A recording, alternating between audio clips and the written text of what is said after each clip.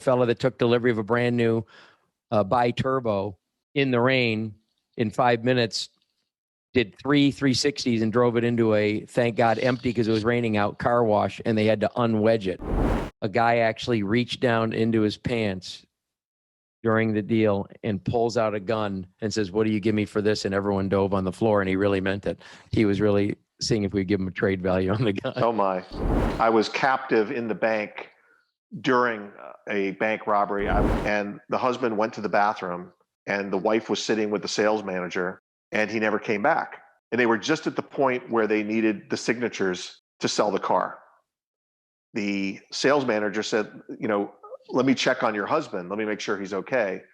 And he went into the restroom of the dealership, had the contract in his hand for him to sign, and found him keeled over, dead. First car I bought with my own money, like my first purchase, was a Lotus Esprit Turbo. Really? Yes. You want to ask me what my second car was? When the Esprit was sort of selling at the same time as, say, a Ferrari Testarossa, which was a 12-cylinder car, the 4-cylinder Esprit was actually close to half a second quicker to 60 miles an hour, despite having 8 fewer cylinders. 930 Porsche, some of the Saab turbos, and certainly the Lotus Esprit turbo. And the car begins to rotate.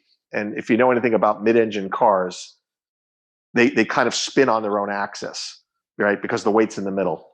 So this car does a 180-degree spin.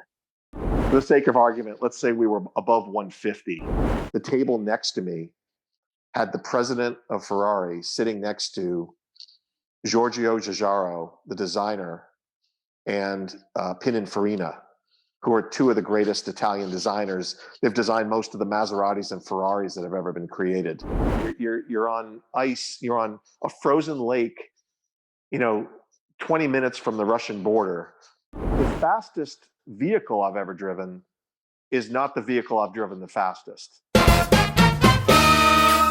This has been Jeff Stearns, Connected Through Cars.